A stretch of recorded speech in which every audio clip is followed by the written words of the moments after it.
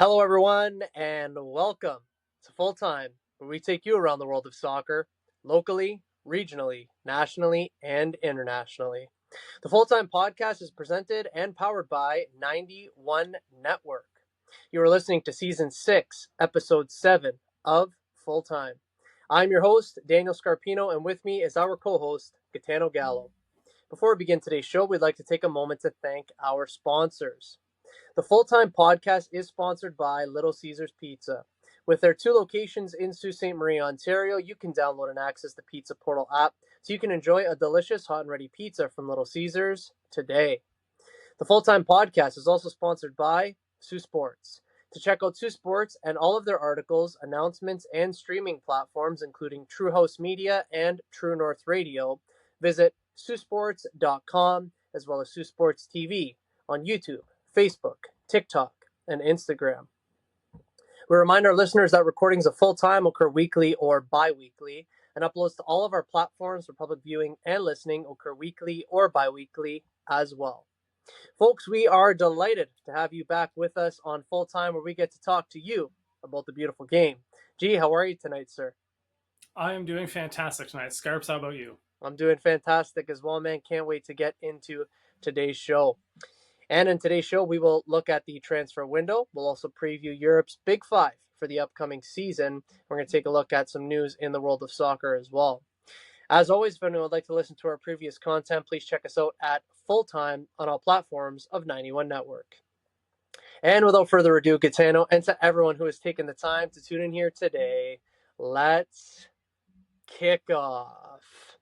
We get today's show started with some news in the world of football. Crystal Palace, who were the 2025 FA Cup winners, qualified for this upcoming season's Europa League as a result. However, due to various scenarios following an unsuccessful appeal, Palace will now be playing in this season's Conference League. The following story comes from skysports.com.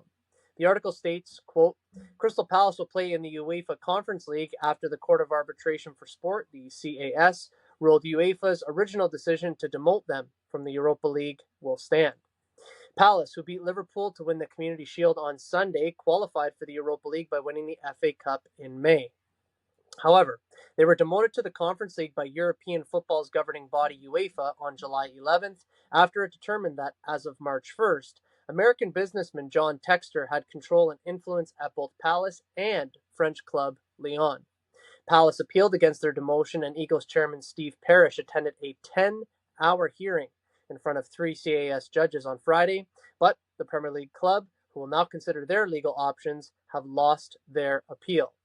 Nottingham Forest, who traveled to Selhurst Park for Palace's first home league game on August 24th, are set to take Palace's place in the Europa League, end quote. Gitano, we covered this originally on Full Time last month, and we promised to our listeners that we'd keep everybody informed. Decision has come through that Palace has been demoted down to the Conference League. What is your analysis and thoughts now that everything's finalized here? Yeah, a couple thoughts. First of all, I don't think there's legal options past CAS. Like they're, as far as I'm aware, kind of the highest authority in sport in terms of that kind of like judicial power. I guess is the best way to put it. Like I don't think there's any higher than that. I'm really not sure what legal actions Palace could take at this point. I also think it's a little weird that they let it get this far. Palace, I should say, and the ownership group. We've seen multi-club ownership teams all play in the same competition at the same time, notably Man City and Girona, and also the Red Bull group, Leipzig and Salzburg, have all been, in the same Champions League kind of tournament at the same time. So there's a way to do it properly, and Palace just didn't. So sucks to suck. So yeah, they'll be, on the outside looking in, just like Dean Henderson was outside of his box handballing that ball against Holland in the FA Cup final. So karma. One of those things indeed. And like you said, there was time to rectify the situation. The rules are the rules. And I think it's relatively clear in the sense that if you don't follow that you wouldn't be in whatever competition you qualified for. So it's a bit unfortunate for Palace, but at the end of the day, everyone's kind of I shouldn't say everyone, a lot of people are acting like it's the end of the world for Palace, but they're still getting European football, which with their league position last year, they weren't really near. So at the end of the day, they got to be happy that they have something rather than nothing. And then in terms of that mistake, it's a huge wake up call for them.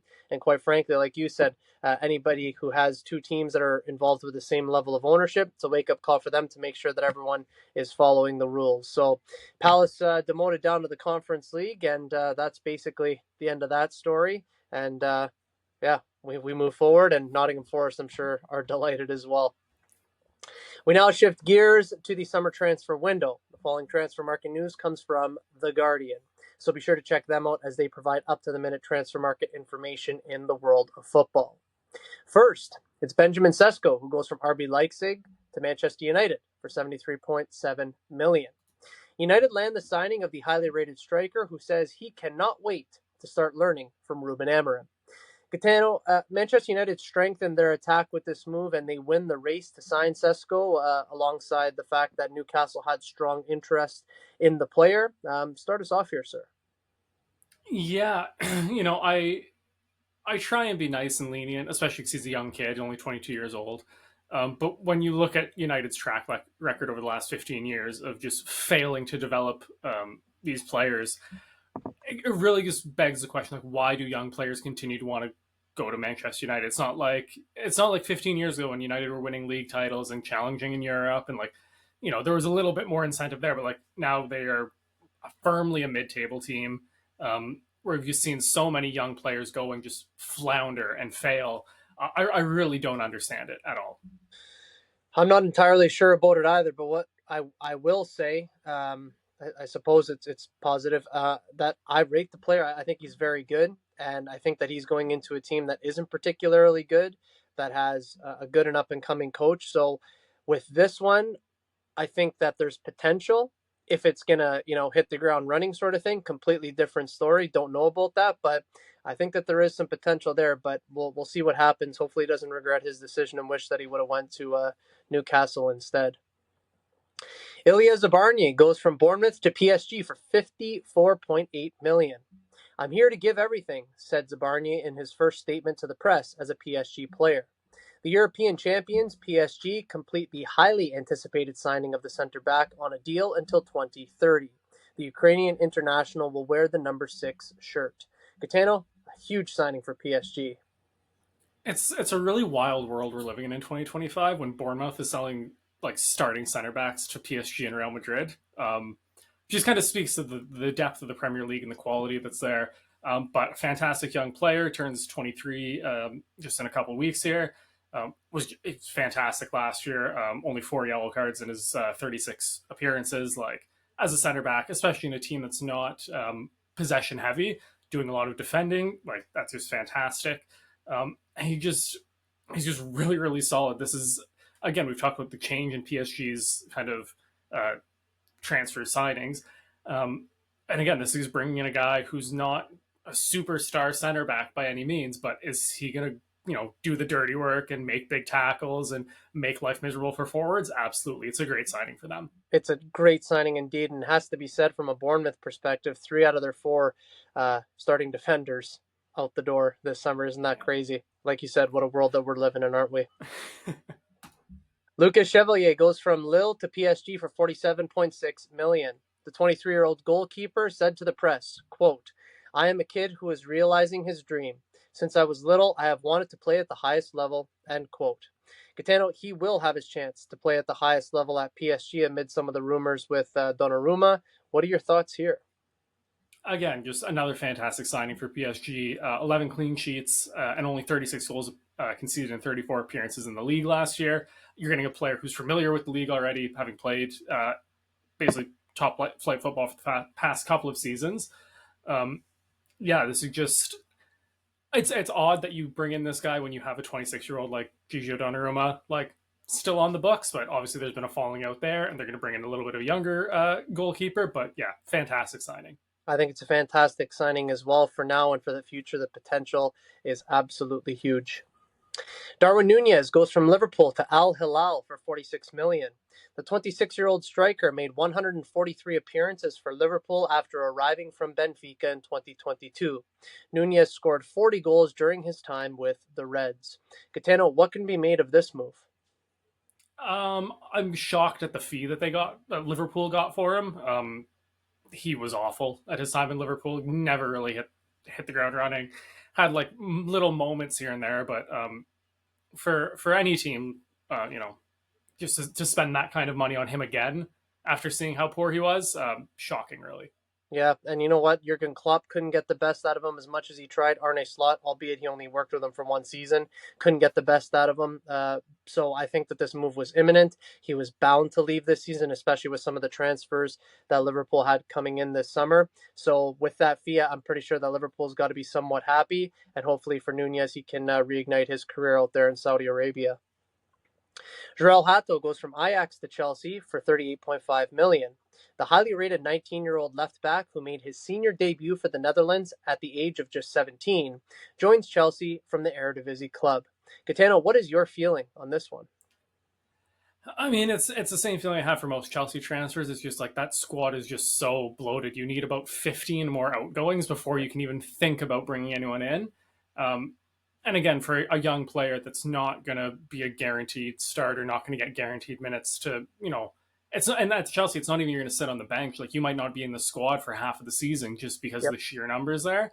I do think he's a fantastic young player and has a great future, but I just think a move to Chelsea might not have been the kind of the brightest choice. Yeah, I really couldn't have said it better myself. The only thing that I'm going to add to that is that at least he's not an attacking player. You know what I mean? So the fact that they didn't sign somebody who could play as a striker or from the left or from the right, that was kind of something different that I didn't expect. But I also rate the player, and he might only be playing cups for the next couple of seasons, but maybe he will find himself inside the match day squad or even an 11 here in the years to come. Arden Jashari goes from Club Bruges to Milan for 31 million. Last season's Player of the Year in Belgium's Pro League gets his big move to the San Siro and signs a 5-year contract. Catano, I got to be perfectly honest here. I know nothing about the player, like zero, apart from the fact that he played in Switzerland's national team because, of course, they beat Italy last summer in the Euros, unfortunately. But I really know nothing about the player. But this does seem like a pretty big move given the fact that he was Belgium's Pro League Player of the Year. What are your thoughts?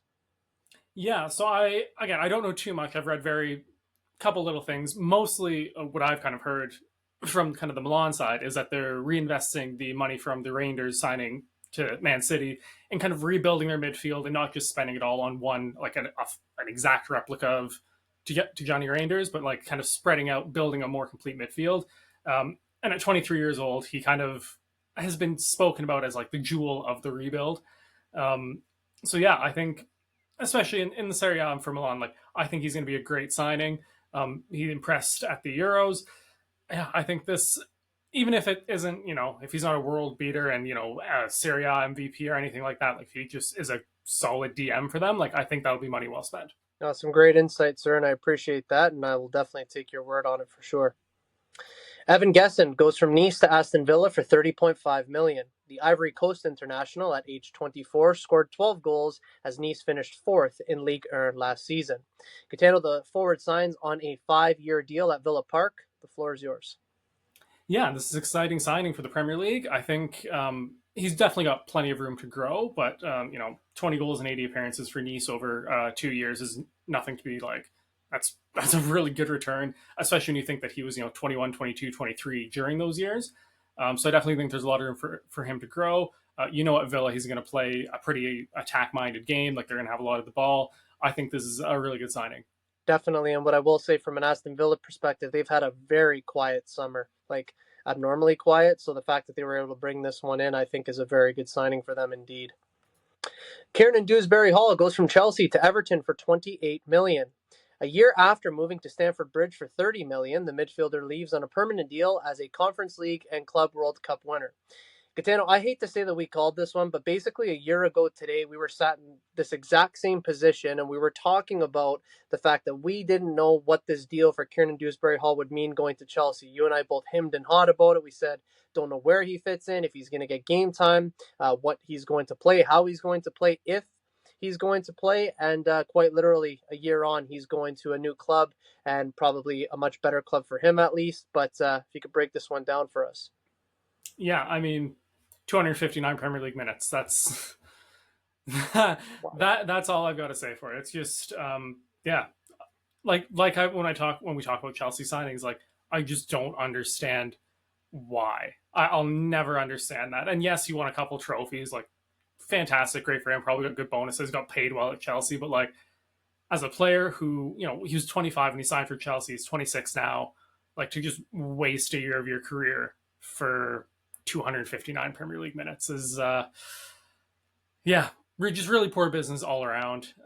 But for Everton, I think he's definitely going to get minutes. He's going to be looking to start probably 30 plus games, barring injuries and suspensions. So I think this is going to be a much better move for his career. Is he going to light the world on fire at Everton? Probably not. But is he going to be a solid midfielder for them? Kind of do all the business? Absolutely. Yeah, this is going to be a good move for his career, no doubt, because he's going to get the minutes, he's going to get the playing time, he's actually going to be able to be a part of something. And for the quality of player that he is, I think that he definitely deserves that. And lastly, Enzo Milo goes from Stuttgart to Al Ali for 25.9 million. The 23-year-old midfielder moves to Saudi Arabia despite receiving interest from Atletico Madrid and Tottenham. Gitano, are you surprised that moves to teams who will be playing in the Champions League were turned down here? A little bit, but then you remember how much money the Saudi Arabians are going to offer him to play there, and you definitely know Spurs weren't going to give him that. Like just that they're off the table right there.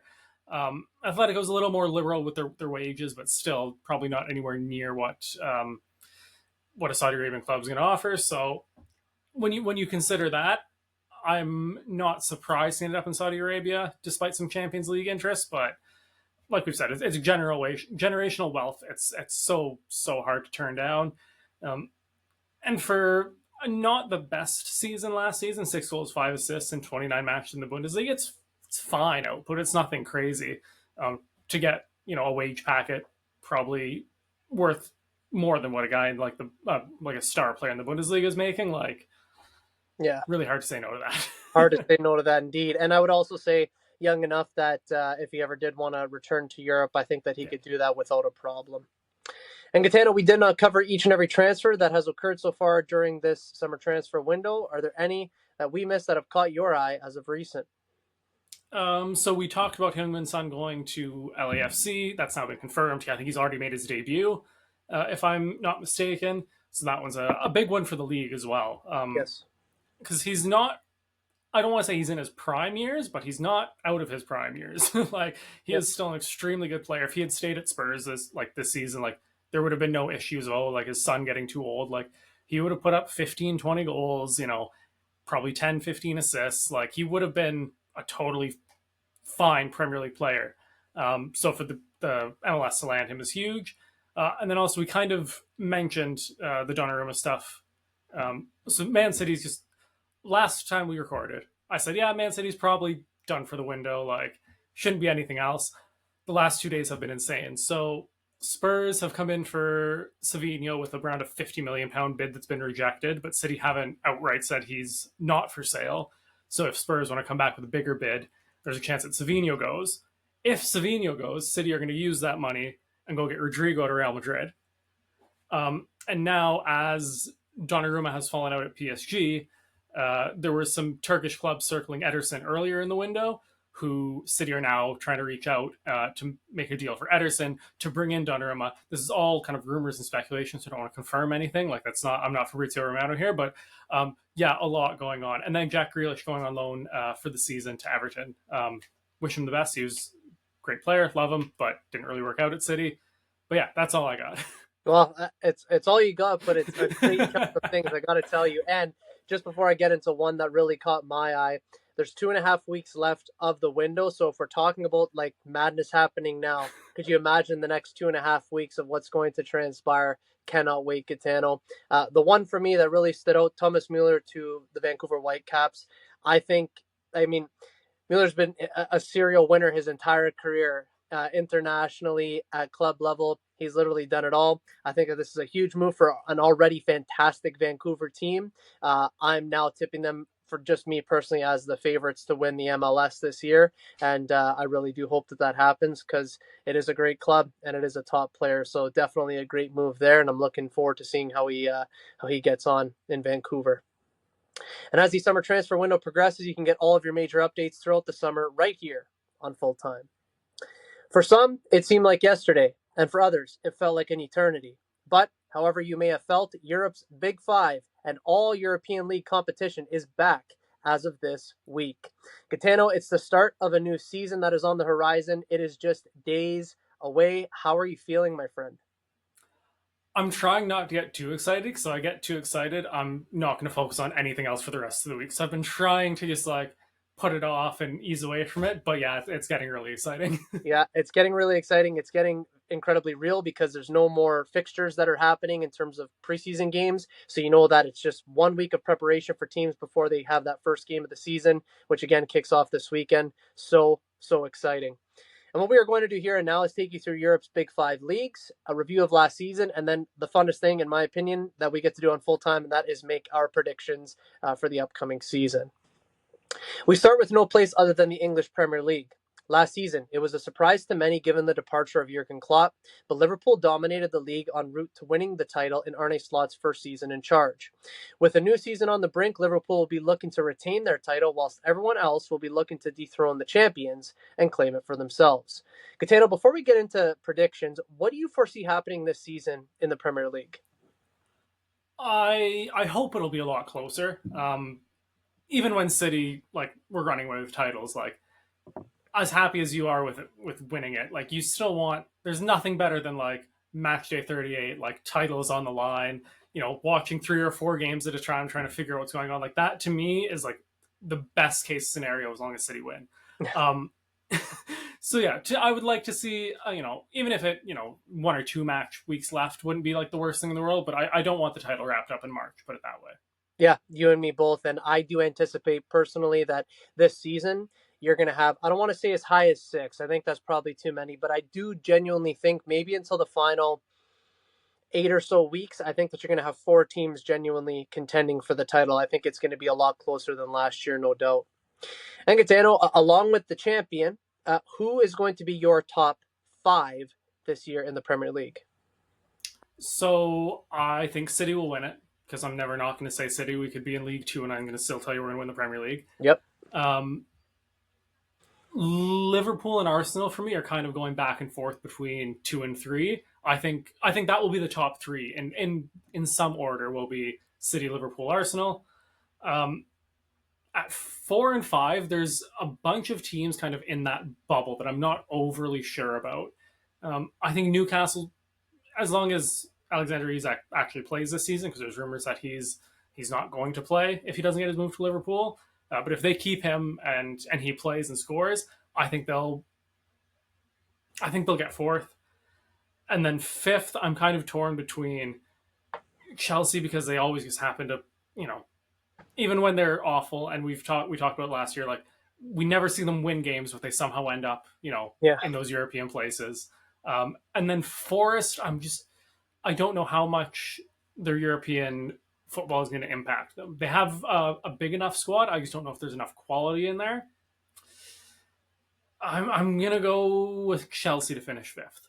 Fair enough. So basically, Gitano, as is often the case, we have so much of the same stuff, just in a slightly different order. So obviously, I'm going to pick Arsenal to win the league. I actually think, and I think you'll be happy with this, I'm going to give your Manchester City a little bit of a tilt of the cap.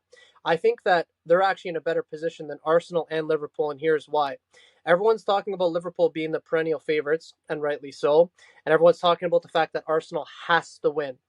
Nobody's really talking about the comeback of Manchester City, which for Manchester City, that's probably the perfect little pocket perfect little space to be in, I would say, the perfect headspace as well. So I am going to take Arsenal. I'm going to take Manchester City to come second, Liverpool to come third. In fourth place, I'm going to put Chelsea.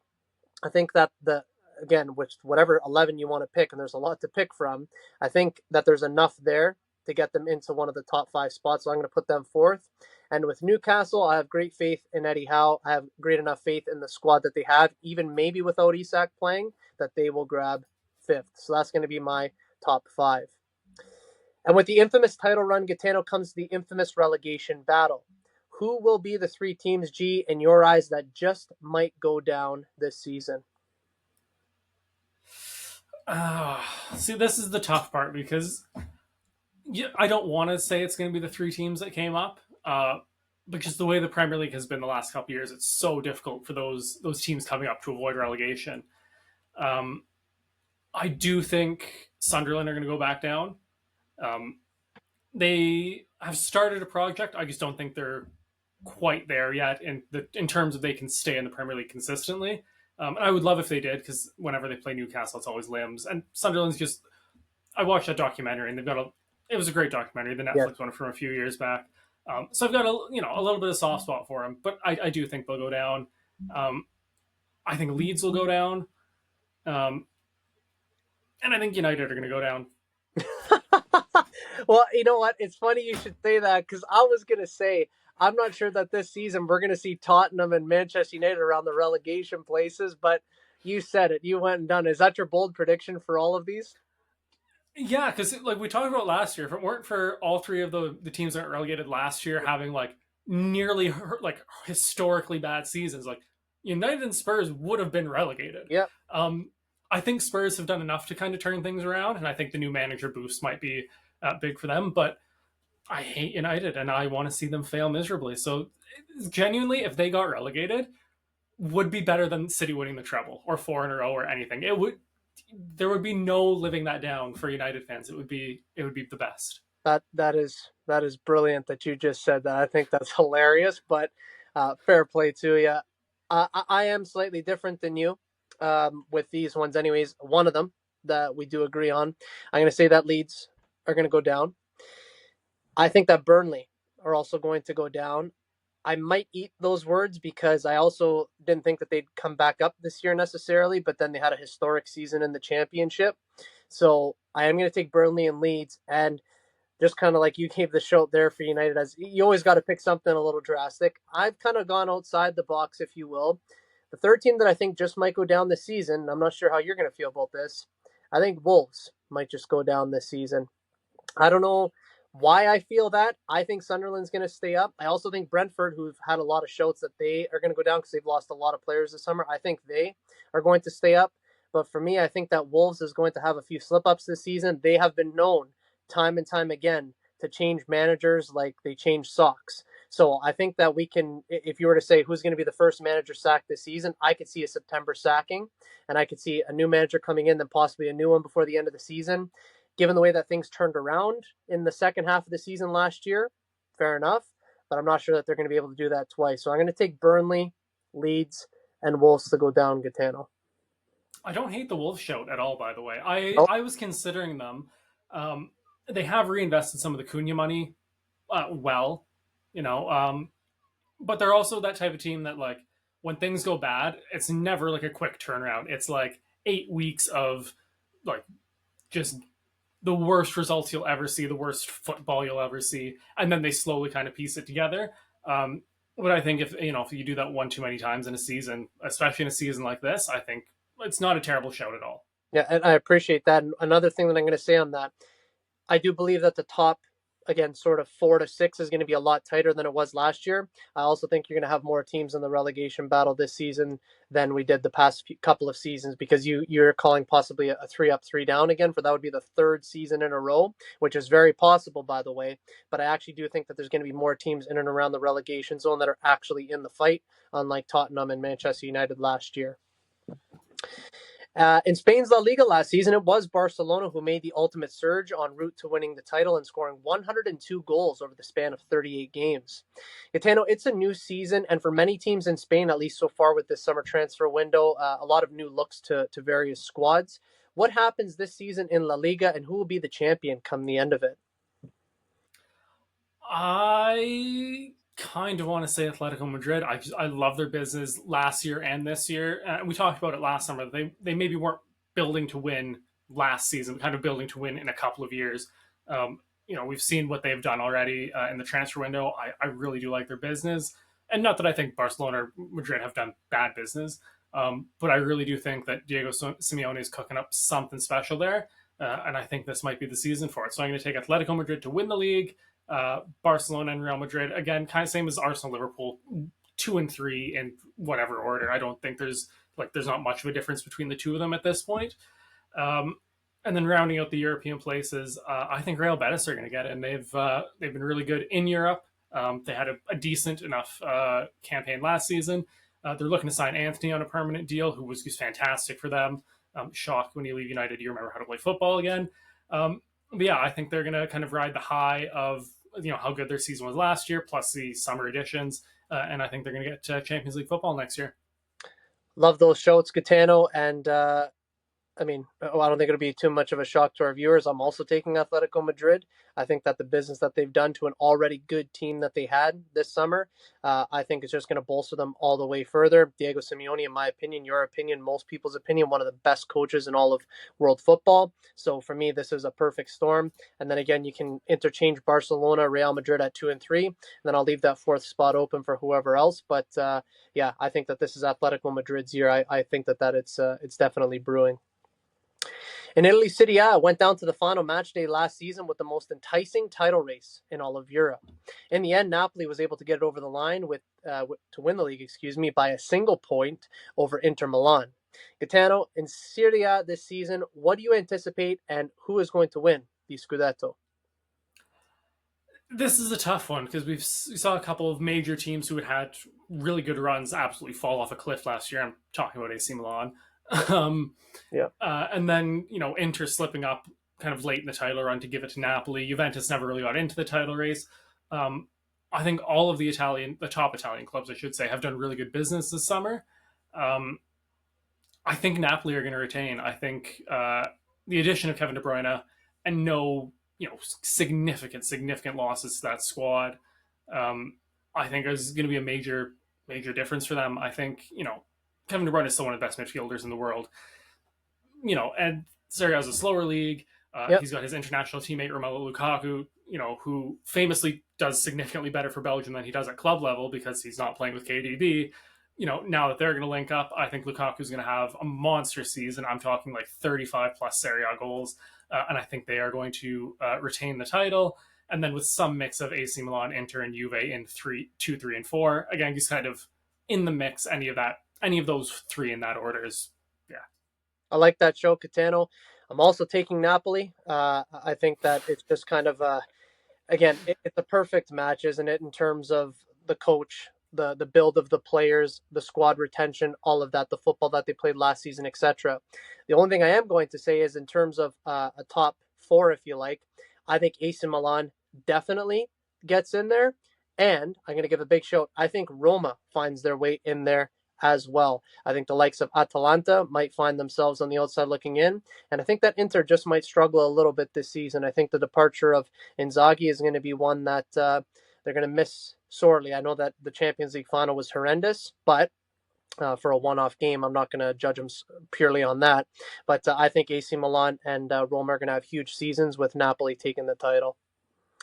In Germany's Bundesliga last season, it ended up being Bayern Munich and then everybody else. In Vincent Kompany's first season in charge, he helped guide Bayern to the title, winning the league by a convincing 13 points.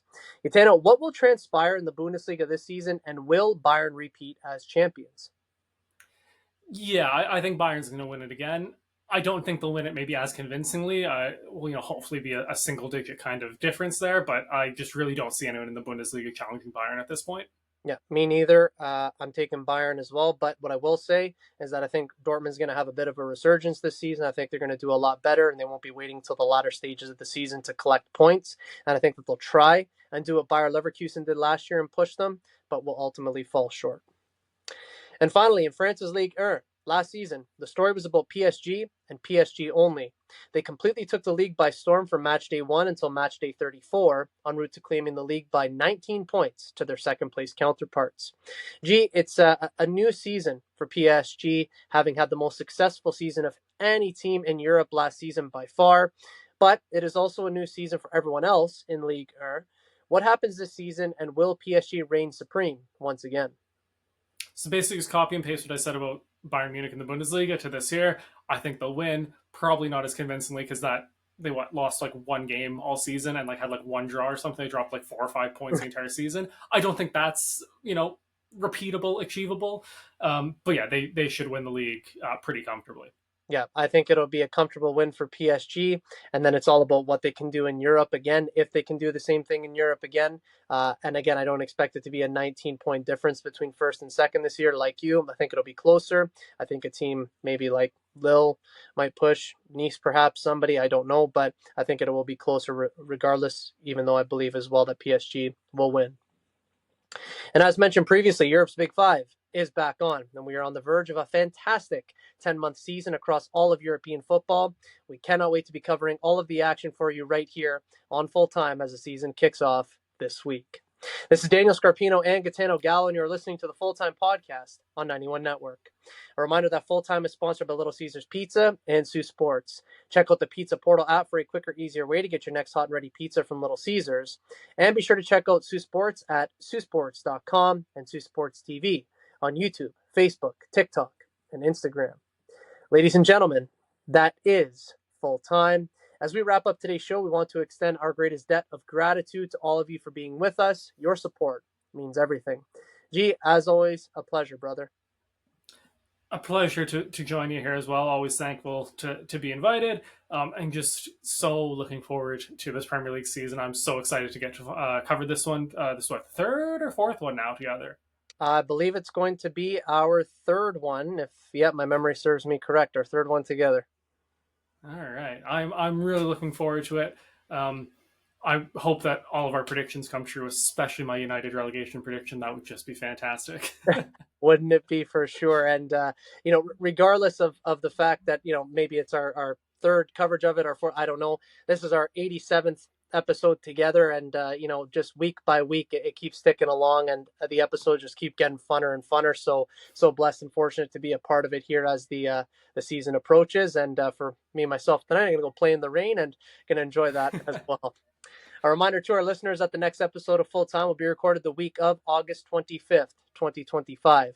In that show, we will take a look at the summer transfer market, Europe's Big Five, and local as well as provincial soccer.